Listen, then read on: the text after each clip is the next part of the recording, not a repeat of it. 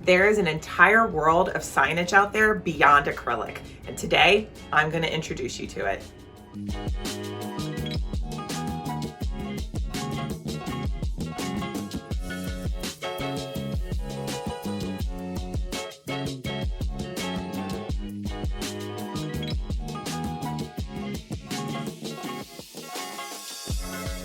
Hey everyone, welcome to the summer retreat. My name is Marie. I'm a modern calligrapher and the owner of Made in September. I primarily work with wedding clients doing things like envelope addressing, making place cards and escort cards, and of course I do day of signage. So I do things like welcome signs, seating charts, tabletop signs, you name it, there's a sign for it. If you follow signage trends in the calligraphy industry, then you probably know how popular acrylic signs are, and for good reason. Acrylic is durable and easy to use. It's highly customizable, and it's really cool that you can paint the back and do lots of fun colors. But there are some drawbacks to using acrylic too. The first thing is that acrylic can be really expensive, and if you're doing calligraphy as a business, it can really cut into your profit margins. Secondly, is that there can be environmental impacts with using acrylic for signage. Well, there are keepsake signs like welcome signs, which include the couple's names and their wedding date on it, things that people will hang on to for a lifetime potentially. Most acrylic signage is single use, which means after it's fulfilled its purpose at the wedding or event, it's probably going to end up going into the garbage. In fact, we produce 300 million tons of plastic waste every single year, and at least 150 million tons of that is single use. And worse still, 91% of all plastic doesn't get recycled, which means it ends up in the landfills and in our oceans, which of course impacts our water and marine life. Now, this isn't to say that you can never use acrylic again, or you should feel shame for using acrylic or plastic in your business. I mean, right now, I'm recording to you on my iPhone, which has a plastic case around it on a plastic tripod, and there's all kinds of plastic on my desk. It's virtually impossible to live life without using plastic. But the goal of this workshop is to get you to think outside of the acrylic box and to be more intentional with how we create our art. In fact, there are ways that we can achieve the look of acrylic signage, but in a much more eco-friendly way. I call it sustainable signage, which is basically sourcing and upcycling frames and mirrors and then refurbishing them into beautiful custom signs. Not only is it much more budget friendly, but to me, it is so much more fun to do, and in fact can help you attract your ideal client, people who share your same values and commitment to the environment.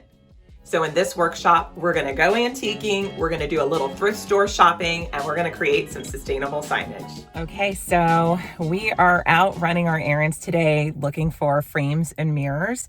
I am starting with Goodwill, and the reason why I start with Goodwill or my local thrift store first is because I'm looking for framed artwork. Why am I looking for framed artwork? Because framed artwork comes with the frame plus the glass. And while I love going to antique stores to look for frames because you can find really unique and beautiful frames, a lot of times they won't still have the glass in them because it's an antique. It's been around for years. It's probably been broken already. And the other reason I start with Goodwill today is because I got some stuff I need to donate.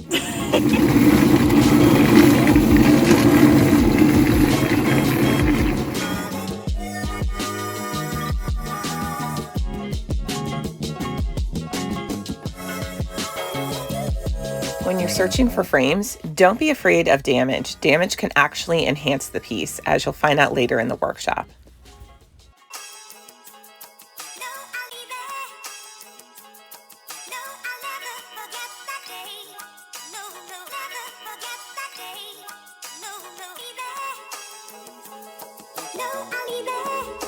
Next, we're heading to my local antique store to look for some vintage frames.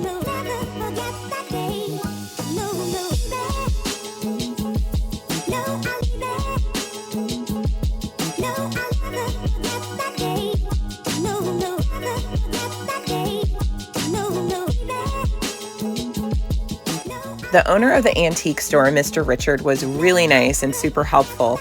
I didn't really want to film too much of our interactions, but he did go into his storage shed to dig me out a lot of really great signs, including this window, which I'm definitely going to use as a future seating chart, as well as this beautiful mirror. I cannot wait to refurbish these. I also picked up these two smaller frames and this one smaller mirror. This is going to make a great bar sign, and these two could make welcome signs or any other kind of tabletop signs. And lastly, we head to Lowe's for our last stop of the day to pick up some spray paint. I love to use a matte or chalk finish spray paint because I feel like it gives the perfect blend of a modern and vintage look to my frames. So I'm picking up this chalky linen white by Krylon. So as you could see, I picked up a lot of frames and even a couple mirrors today, but these are the two frames that I'm going to focus on for our workshop. So the first frame we're going to start with is this one. And as you can tell, a lot of it has already kind of chipped away. And I personally love that. I think it helps add to this distressed sort of vintage look. So the first thing we want to do is flip it over to see what kind of frame we're working with. So in this case, this frame has a wood back. Now in our final version, we're probably not going to use this wood back because we're going to use the glass frame the same way we would with acrylic. But we need to take the wood frame apart in order to start refurbishing it. The tools that you're going to need for each of your frames or each of your signs really depends on the type of sign or frame that you're working with. So because this one has a wood back that's being held in by these little nails, I need to pull out some pliers in order to get these nails out. So that's what we're going to start off with.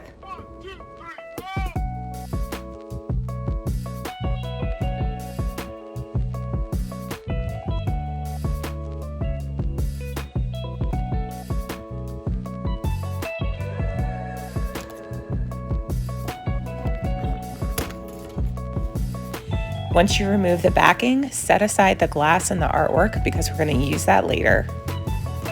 All right, so the next thing we're going to do is we're going to sand down any areas that might have like splinters. We want to be careful not to sand away any of the actual detail in the frame of the wood. And because this is so old, it is very easy to sort of sand away the actual raised details of it. So I would suggest using something like a really fine grain of sandpaper or sanding block. Either one of these can work great, and just be really gentle and careful with it as you sand it down.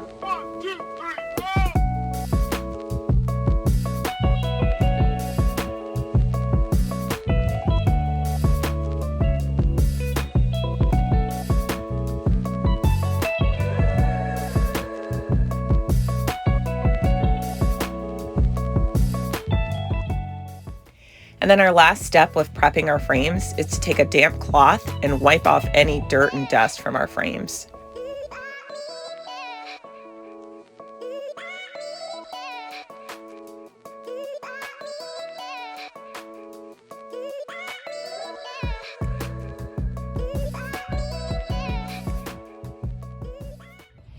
Okay, so now that we are done prepping our frames, it's time to spray paint them. Now, this is a frame that I used for my Bridgerton shoot, and this one I spray painted first in this paver gray, very matte finished paint, and then as you can see, I went over it with some gold paint, which I'm going to show you how to do as our final step. But for these frames, I was trying to decide if I wanted them to be sort of part of a series with this, or if I want to do like a different color, and I think I'm actually going to try out this chalky white finish to see if I like that with the gold sort of filigree painted on it. So we're gonna spray paint these two this chalky white. Okay, and then the other thing to note is that I've got a huge piece of like old, I don't know, plywood or something that you can tell we've used for spray painting before. You can actually see the frame outline that I've done for previous frames before. If you don't have a piece of, plywood or something like this to use, you could put down like a garbage bag or a tarp or something. It's something that you obviously don't want, that you don't mind getting messed up with spray painting on it.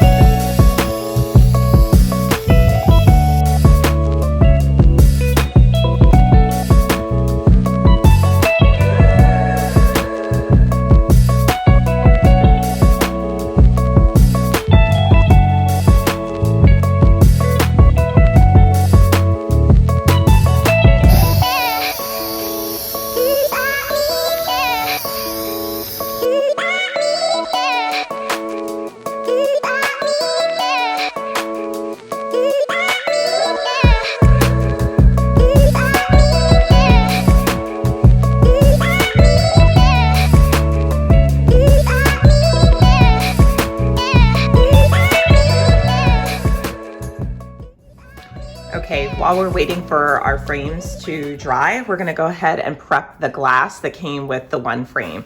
And so this one had a piece of artwork in it. So I'm gonna go ahead and remove the artwork. Before we do so, the supplies that I've pulled aside is another cloth and Windex. We have an X-Acto knife over here in case I need to like scrape off any adhesive or if some of the artwork is sticking to the frames.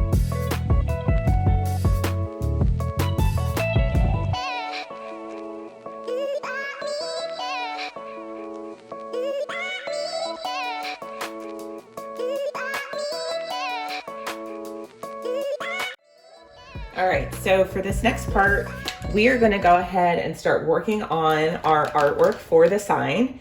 And something I wanna point out is that, you know, I've been referring to sustainable signage as something that you can use if you're a wedding calligrapher or if you create signs for, you know, your friends or family members, but also you can just use this as a way to create artwork for yourself in your own house. You can have a nice piece of framed artwork using your own hand lettering and using a refurbished frame that you DIY'd yourself. So don't feel like this is strictly for wedding calligraphers or people who have calligraphy businesses or anything like that. Now, I've placed the glass down on this Fisker's cutting mat. This just helps me sort of measure out where my lettering is going to go. Now, as you can see here, this is a 15 by 18 piece of glass. I'm gonna actually move it back into the center to work on it. And so our materials for this portion, or our supplies for this portion, I've got a laser level that I use sometimes when I need to see my grid lines or see where I'm writing.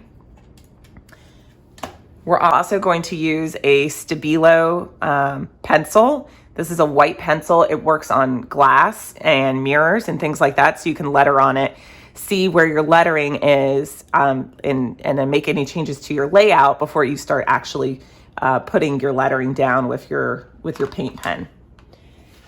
We're also going to use a paint pen. Now, I have a couple different ones here. These are all water-based paint pens or chalk pens. You could certainly use an oil-based paint pen if this is something that you're gonna do that's permanent. So if you're creating a piece of artwork for your house, you could certainly use like an oil-based Sharpie, or actually here, I'll show you, like an oil-based Sharpie, which is gonna be permanent. You could also use Deco Color is my other favorite brand of white opaque paint pens to use. Those are also oil-based. But for this project, we're gonna choose a water-based one because I want to be able to change the artwork around. I love Posca pens. These are water-based. They're not permanent, but they are pretty durable. They're super opaque. They cost a little bit more, I think, than some of the other pens, but they're worth it. I love these pens, and I've got a ton of them. So in fact, I might use a Posca pen for this project. Lastly, I have a piece of old acrylic. This is a tester piece. You can see what I obviously use it for when I'm shaking paint pens or testing out different paint pens. I like to have just a spare piece of, you know, plastic or acrylic around that I don't use.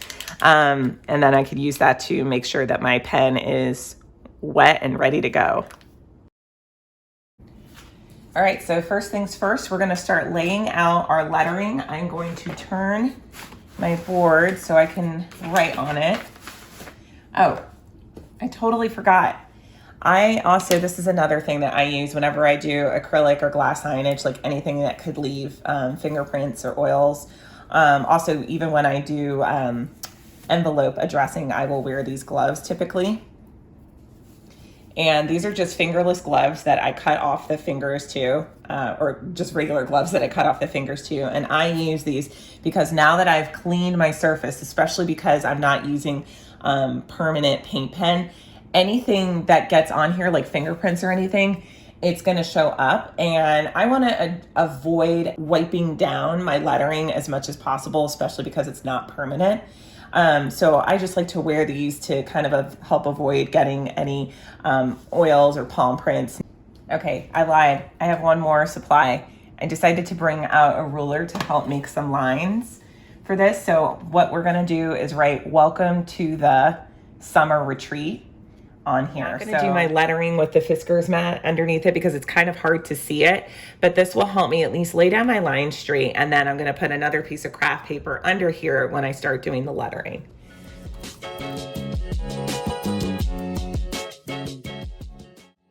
Alternatively, you can always draft your composition and layout onto a piece of paper and then put that piece of paper underneath your glass and then trace it onto your glass with your Stabilo pencil. Speaking of the Stabilo pencil, this is such a great tool to use because you can easily erase your lines or your lettering if you make a mistake, just like I did there a moment ago.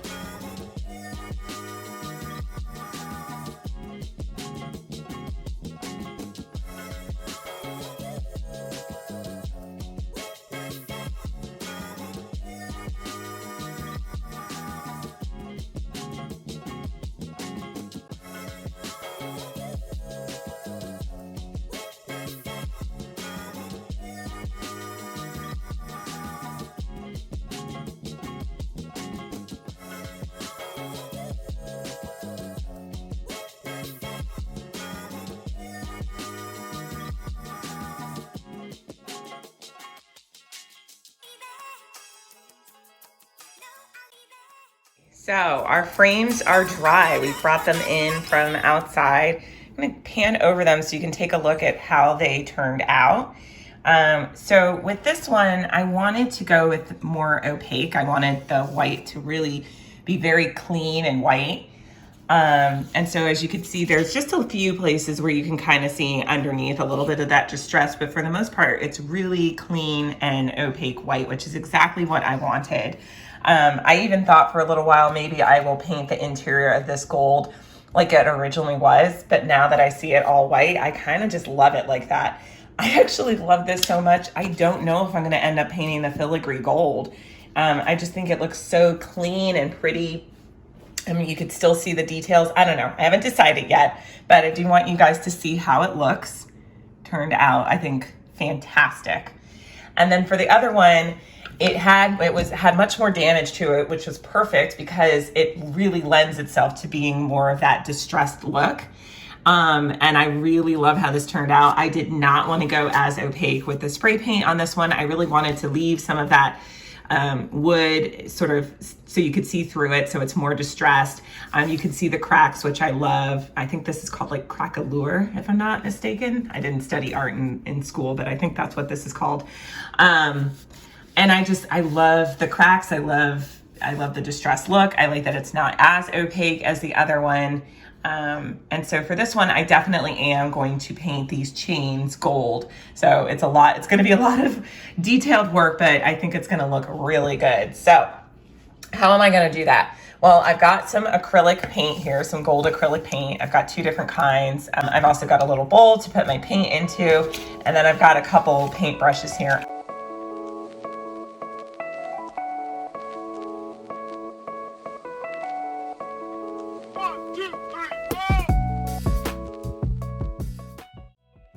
I personally find it's best to go slow and only dab small amounts of paint onto your brush. And don't worry about making mistakes. When you're working with distressed pieces, you don't have to be precise. In fact, being a little bit looser with your strokes and with your work actually looks a lot better.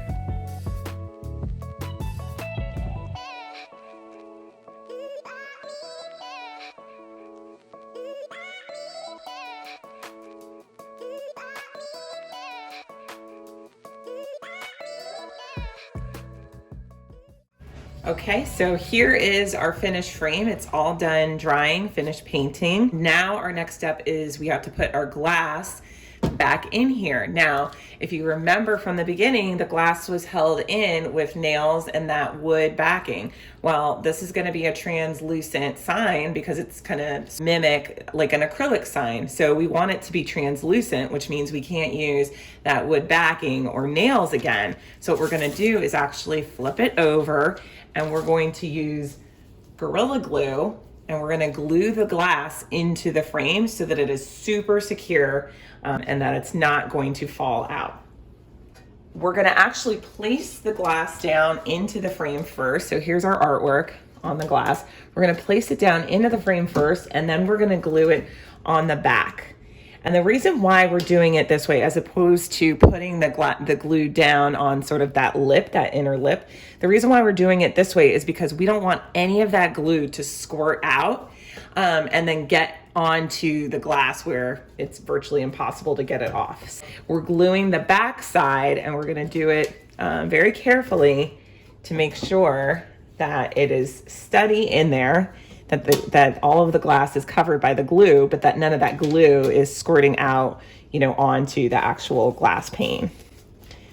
All right, so I think I got my glass in there. Okay, so we're gonna take our Gorilla Glue, and I'm gonna start down here at the bottom. I'm going closer so you guys can have a better look at it. Create that bond between the glue and the glass right at the seam. There we go.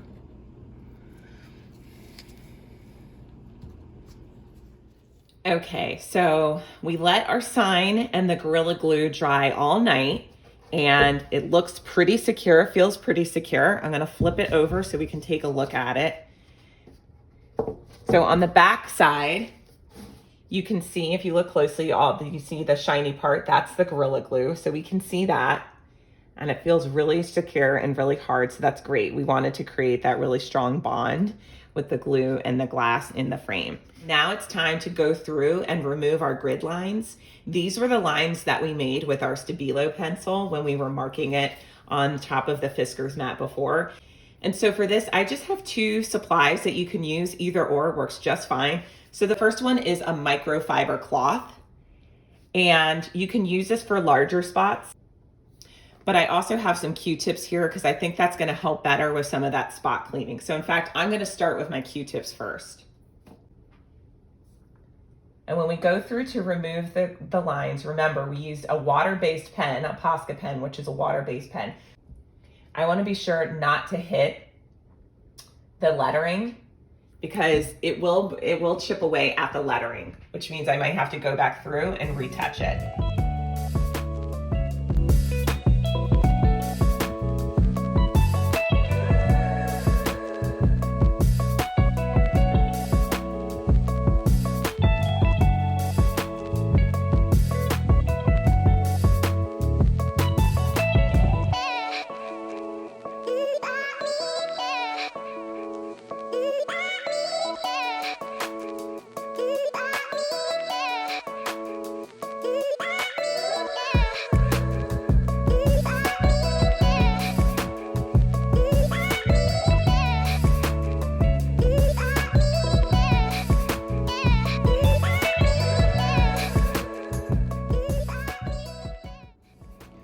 And before we close out the workshop, I wanted to circle back to our other frame over here to show you what I plan on doing with this frame.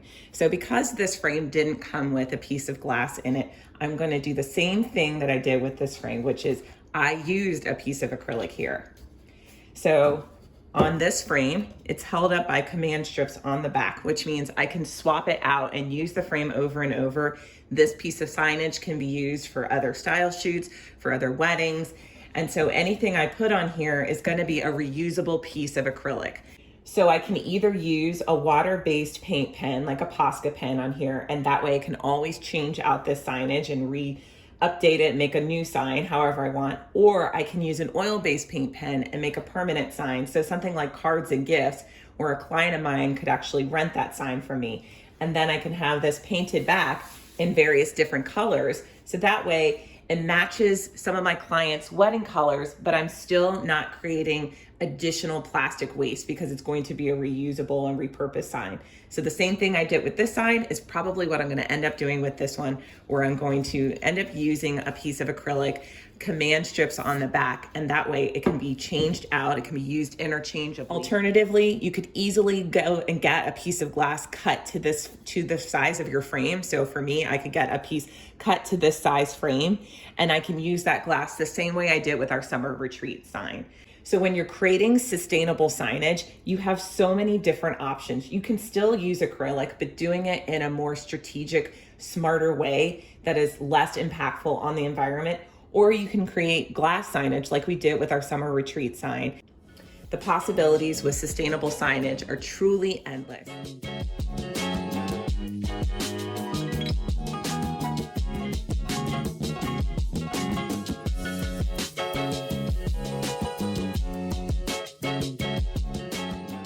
There you have it. That's the end of our workshop. I hope you all had as much fun watching this workshop as I had making it for you. If you make some sustainable signage, tag me in your post because I would love to see it. You can find me and follow me on Instagram at Made in September. If you want to stay in touch with me, you can join my email list. Go to madeinseptember.com/retreat and you can sign up for my email list where you're going to get some freebies.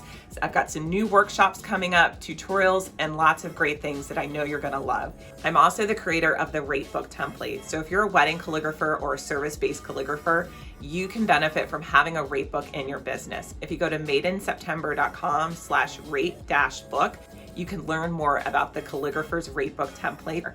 And I just want to leave you with this last message, which is that it is so easy to create trends of our own. It is so easy to express our creativity and find new ways of doing things. We don't necessarily have to rely on the same old thing we've been doing. We can create new trends. And so with sustainable signage, we can be creating a new eco-sustainable trend in the signage industry. And I would love to see what you all do. Thanks so much again for tuning in, and I hope you guys enjoy the rest of Summer Retreat.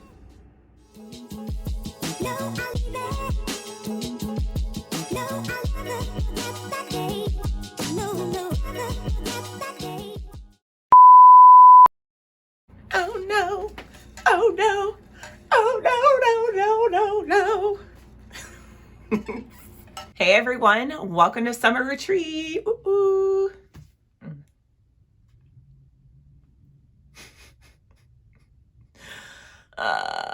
I hate this.